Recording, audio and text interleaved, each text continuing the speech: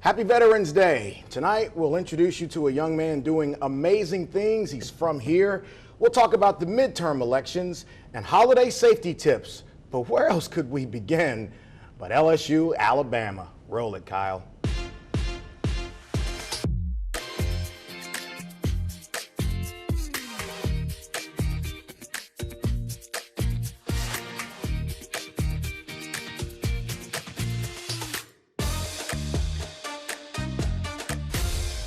You know, I must admit, the Sunday after the LSU-Alabama game was so serene and peaceful and calm, and that is largely because most of the people at Tiger Stadium were hungover. Because it was such a great night, let's talk about the outcome that maybe one of us at this desk, well, maybe two of us, saw coming. LSU-Alabama. Matt Moscona, the host of After Further Review on ESPN, airing here in Baton Rouge and in New Orleans. Man, it was a great, great night. I had a gut feeling it was going to happen going into it. And I'm sure you did too, because we kind of chatted about it last week on the show. First and foremost, what was the biggest reason why LSU won that game? Line of scrimmage. It's the biggest difference with Alabama when they dominated this series for a decade, and now their interior defensive line isn't what it was, and LSU's defensive front created so many problems for Bryce Young. They pressured him on 20-some-odd snaps, and LSU ran the ball for 185 yards. You remember in 2015 when LSU went to Alabama with Leonard Fournette? Yeah. The guy who they had already started engraving his name on the Heisman Trophy, and he ran 19 times for 31 yards. Yeah. Just different. LSU at the line of scrimmage won the line of scrimmage in that game. This has been unpredictable. We sat here before the season started, talked about the season. We said, 6 games, 7 games. That'll be a decent year. Guy coming in, building his program. He's got 7 wins now, number 7 in the country. Got a chance to go to the SEC championship. What's the biggest reason why so many people were wrong about this? Structure. I think we looked at this roster and recognized he inherited a team that had 39 scholarship players, 15 mid-year enrollees that were transfers. You're starting 2 freshman offensive linemen. You're starting a freshman linebacker now. Your entire secondary is transfers. A quarterback that's a transfer. For all of that to come together as quickly as it has is pretty amazing. Yeah. I thought they'd land on 8. I thought they'd go 8-4, 4-4 in the league, which would have been a really nice year. But when you beat Alabama, Clay, the conversation has completely changed from let's have a nice year and get to a good bowl game. You're legitimately talking now like SEC championship, playoff scenarios, Heisman Trophy for Jaden Daniels. He's got the 7th best odds right now to win the award with potentially 4 games to play. Man, even getting an invite to that ceremony is amazing. Now, look, don't make any mistakes about it. Brian Kelly was 96-17 overall at Notre Dame. He had a 41-game winning streak along the way. Actually, it started with a win over LSU a few years ago. So he knows how to coach. But this was not expected. And look, you're the sports guy. You know more about this stuff than I. Watch it as a fan. But I don't see a team that looks like it's just happy to be there. I see a group of young men who feel like we could whoop anybody across from us. Well, they've bought in, and when you get results, you expect to win. Yeah. Right. Whenever they went out and beat Florida and beat Ole Miss, you start to build confidence that what you're doing is working. So when Brian Kelly comes in and says, I need you to trust me, there's a reason I'm having you fill out comment cards and status checks every day in the winter, and there's a reason why you're doing all these things like temperature checks and sleep checks and every little bit of minute detail that he had these guys buy into. When you start winning, you start to go, oh, that's why he had us doing all this silly stuff. So it's easier to believe. So of course they believe they're going to win now. I got about 90 seconds, 3 games left. You've got Arkansas, UAB, and then Texas A&M. What's your expectation? It would be a massive disappointment if they didn't win out. The only team they play left is with a winning record right now is Arkansas at 5-4. UAB and Texas A&M both at losing records. LSU today would be an 8-point favorite in College Station. They should win out. They should be 10-2, and they should play Georgia in the SEC championship. You know, love the Tigers, want to see them do well. But am I wrong for sitting here saying after watching Georgia, nobody's beaten that? Yeah, I don't think anybody's beaten. They're pretty physical. When they've struggled this year, it's pretty obvious they were just playing with their food. They were bored. They're moving young men around against their will. I got about a minute left. I can't let you leave without asking you about the Saints and how that's going for you right now. I want to tell you something about Clay Young.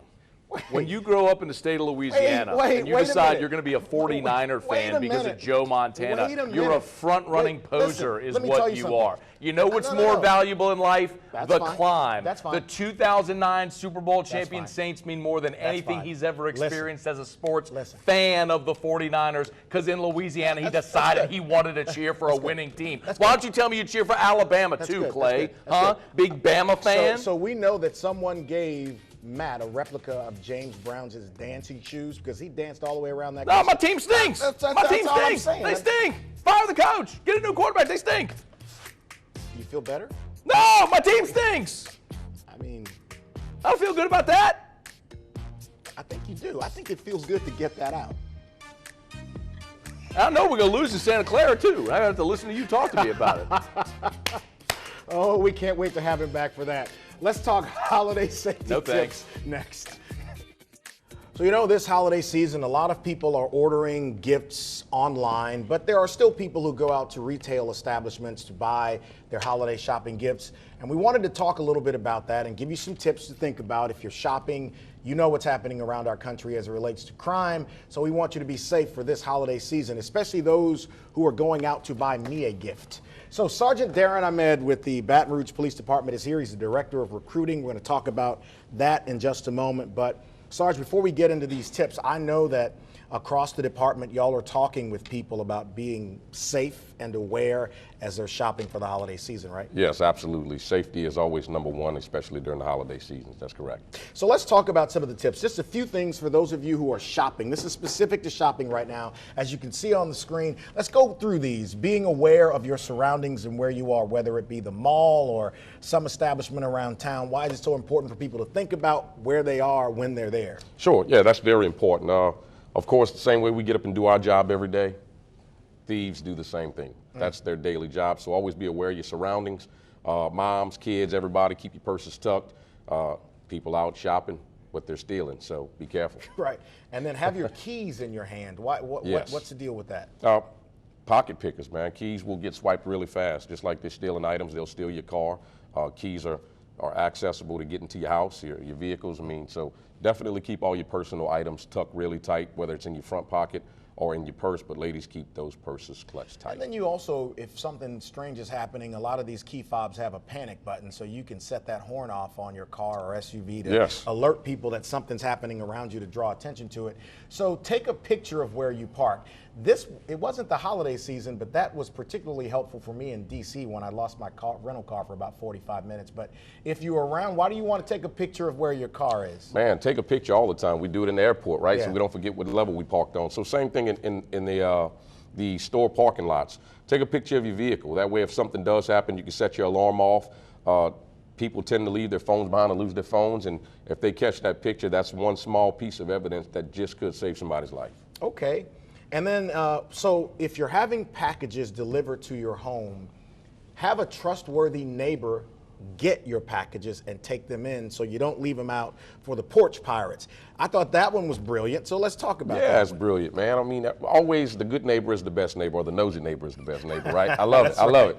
So definitely, I have a good relationship with my neighbors, as should all people, but of course, UPS, FedEx, they all drop these packages off at the front door with expensive items. So during the holiday times, people do shop the neighborhoods to pick up packages. So definitely, if you got something important coming, you don't want anybody to miss out on their Christmas gifts or whatever gift it is, let your neighbor know that your package is outside. Well, and then telling people that you're sending them something, letting them know when it's coming, but also being able to schedule deliveries for when you are home, say in the evenings or on a day that you are there, so that you can get your own packages, right? Sure.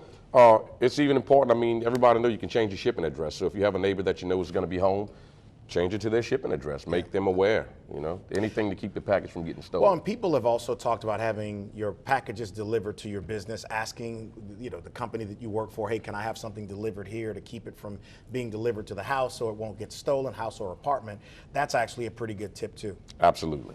All right, so anything else that we left off the list that you can think about that people ought to... Oh, there was one more. Covering packages that are in your car or putting them in the trunk, not leaving them Yes. on the seat where they're visible. Not just your packages. Ladies also, put your purses in the trunk, put your packages in the trunk, right? Right. Everybody walks through the parking lot, checking door handles and looking through cars without tinted windows. 'Tis the season to be stealing. What? It is that season. All right. 'Tis the season to be. Didn't Burl Ives write that? All right. So, you know, the other thing about this, and we talked about being aware of your surroundings. People who are walking in parking lots with cell phones, texting, and not watching, don't do that during the holiday. You shouldn't do it at all, but especially during the holiday season, right? That's a fact. All right, we got about 90 seconds left. I couldn't let you come in here without talking about recruiting and what y'all have going on right now. If you recall, the Baton Rouge Police Department is hiring new officers, $10,000 hiring bonuses for new hires, as you see on the screen, $15,000 for lateral hires, and that's officers who come from other agencies who are post-certified. How's that going right now? Yes, so it's going pretty good. Of course, we're gonna do a big media push. That's most important. Data shows that doing a media push when you're trying to hire somebody, especially in law enforcement in these days, is very important. So we are asking for officers who are interested to come in and work for the best agency. I will say it like that. We are. We're gonna give you a $15,000 hiring bonus. 1 year experience on the road. New applicants, young men and women, we encourage you. Don't listen to the naysayers. This is a very good job. It's a very good job to have. It's definitely a marathon. It's a 25, 30-year run.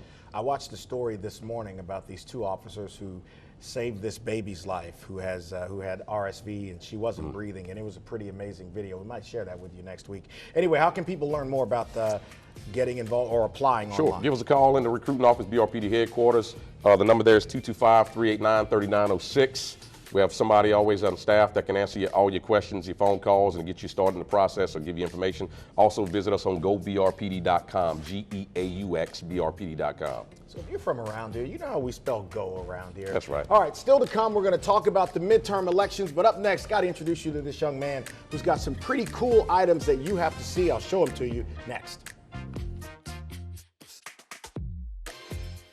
I'm pretty excited about this segment. This is Michael Anderson. He is the owner of Boot Up Customs. Boot Up Customs here, homegrown. You see this box of J's on the desk here. I'm going to get to this in just a moment. Tell me about Boot Up Customs.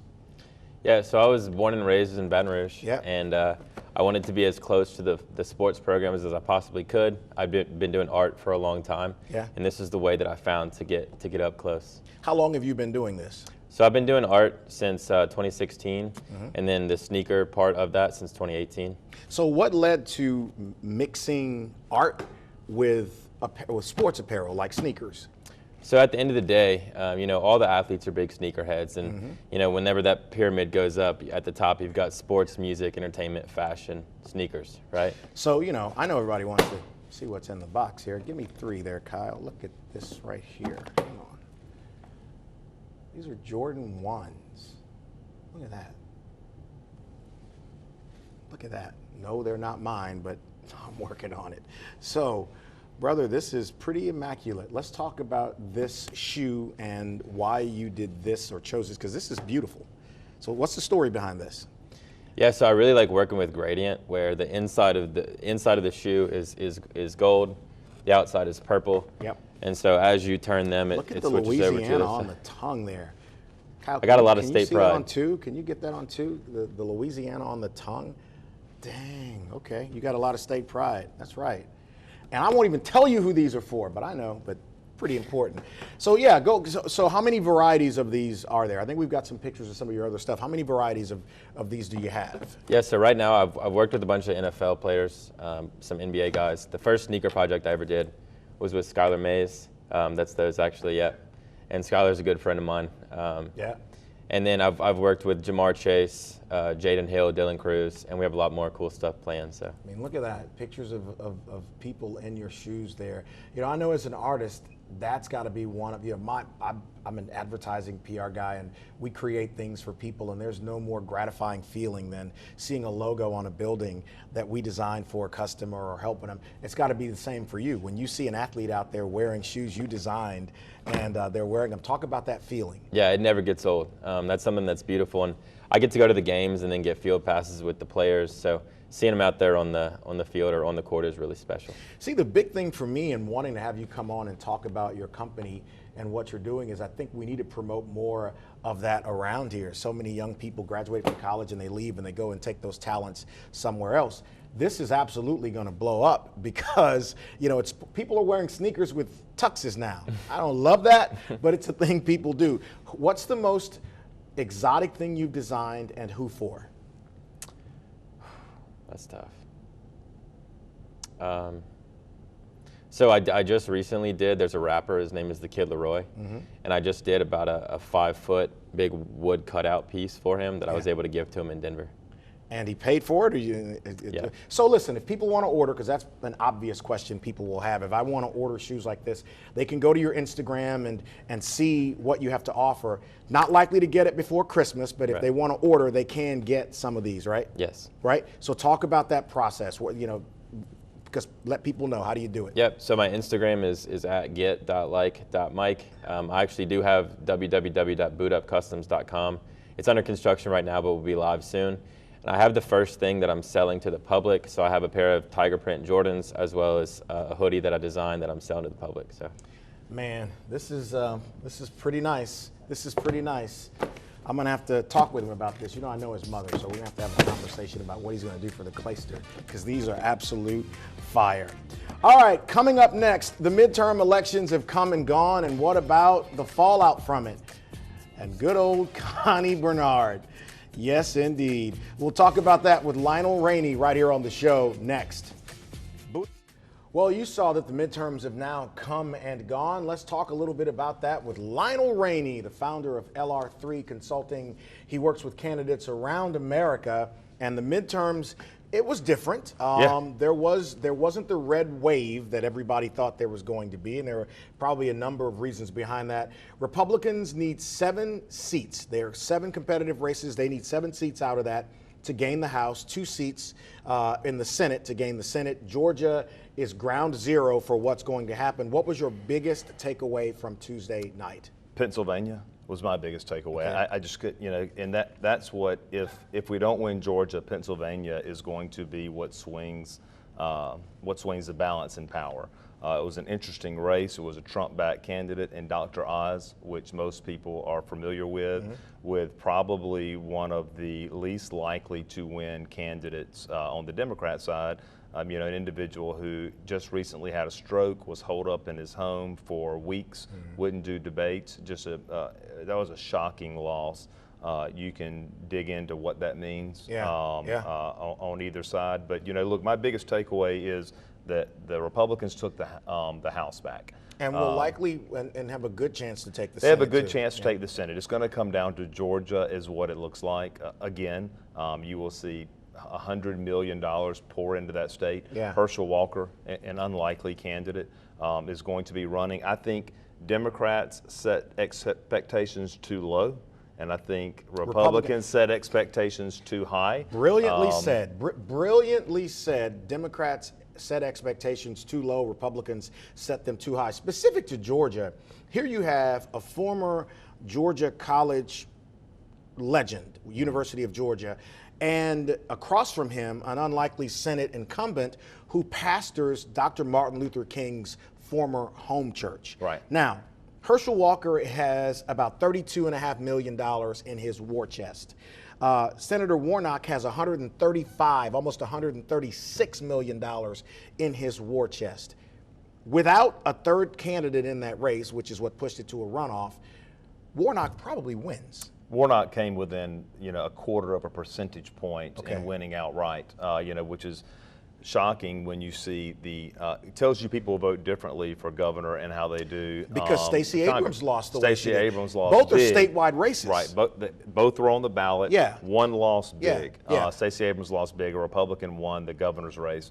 But you know, clearly the balance of power is in the Senate, and that's where in Congress, and that's where all the money goes to. There literally could be hundreds of millions of dollars that are going to pour into Georgia over the next 3 weeks, getting ready for this election. But once again, the fate of the balance of power in Congress is going to come down to Georgia. So it's so interesting. Republicans improved in a lot of seats because of the country as a whole and their impression of the economy, inflation, the cost of everything, gas prices, the way it's impacted families. Politics aside, that is going to make you look at whomever is in power and decide, okay, we may need to do something different. And that is an Achilles for the Democratic Party as a whole. On the Republican side, it was interesting. Now, I want to ask you about this. It seems as though President Trump's presence in a lot of these races backfired, which I didn't see coming, but I think because they was in largely conservative areas. Why do you think that is, and what does that reflect for 2024? Man, I don't know that we have enough time to go deep into that, but that's a true statement. You know, Dr. Oz was a Trump-backed candidate. I think nobody excites both sides like Donald Trump does. True. And Donald Trump can bring out people who will just come out to vote against him, who may not vote against a more moderate candidate. In a lot of areas in which you saw Republicans win, they kind of steered away from Donald Trump. Donald Trump supported a lot of candidates that won as well, but he's a very, very polarizing figure. He supported over 300 candidates, I believe. He supported a significant amount. He probably won the vast majority. And he won the majority of them. Yeah, no question. But he is a polarizing figure. He's polarizing within the Republican Party right now. You're probably going to see a showdown between him and Governor DeSantis. Some polling shows, Governor DeSantis taking being able to beat him in a primary. It'll be a bloody primary. Well, he's already said it, because he said he's going to reveal things about him that no one knows, with the exception of maybe his wife. And his wife is running his campaign. It's unfortunate. It's unfortunate. We're going to see here's what you'll see if Donald Trump makes his announcement like he said he would next week, which is going to be in the middle of this election. I think it will be. It's going to cost Herschel Walker that seat. We will see. It'll probably tell you the fate of Donald Trump and possibly the presidency. Okay, I hate to do this to you. I got 30 seconds. Connie Bernard. Okay, I thought you were going to talk about something else. Wait a minute. Alabama, LSU. Wait a minute. Forget Connie Bernard for a second. Go and check out Lionel's Instagram. What is your Instagram handle? At Lionel3. He's got this designer LSU shirt on. He's big roll tide. That had to sting, you never asked me to come on when Alabama wins.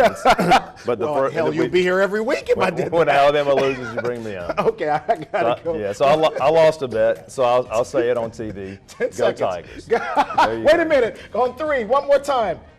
Go Tigers. Go Tigers.